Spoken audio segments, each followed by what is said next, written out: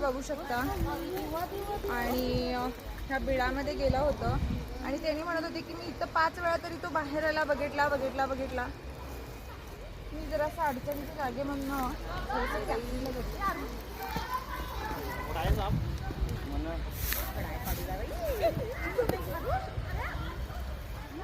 तर कसं तो कव्हर केला, मला बघितला तुम्ही.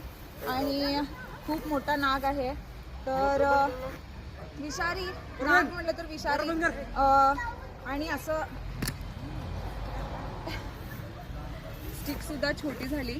तर असं फणा काढून आता तो कव्हर करायला बघेल किंवा खूप रागीश सुद्धा आहे.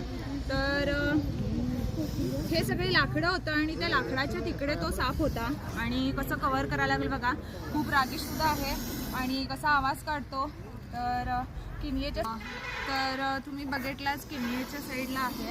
आणि कसं सिच्युएशन होतं, लाकडांच्या आतमध्ये थोडंसं छोटं बीळ होतं आणि त्या बिळामध्ये तो साप बसला होता. आणि पाणी थोडं कमी लागलं, नाहीतर आम्ही पाणी खूप सोडतो आणि रेस्क्यू मग करायला येते. त्याला ब्लॉक झाल्यावरच तो तोंड बाहेर काढतो आणि तोंडावरती मारत होते, कारण की त्याला ब्रीथ करायला येऊ नये म्हणून. आणि तेच एक टेक्निक आहे, तसं तो बाहेर येतो. आणि ह्यानी इथे न बघता असं इकडे शेती आहे, इकडे असं कामं करत होते. खरं तर त्यांनी लाकडं काढत होते आणि त्यांना जेव्हा साप दिसला तेव्हा त्यांनी घाबरले. त्याच्या अगोदर त्यांनी न घाबरता काम करत होते. पण हे चुकीचं आहे. कधी पण आम्ही बघून काम केलं तर आम्ही सेफ्टीमध्ये सेफ राहू शकतो. तर भला मोठा नाग. कसा वाटला व्हिडिओ नक्की सांगा. आणि त्याचं रचनासुद्धा तुम्ही बघू शकता, किती सुंदर दिसायला लागला. मी इकडे पकडले, खरं तर त्याला रेस्क्यू केले, पण तो समोरच जायला लागलाय. म्हणजे ह्याला पण आमच्यापेक्षा दूरच जायचं असतंय. आणि ह्यांनी लाकूड काढताना घाबरत होते.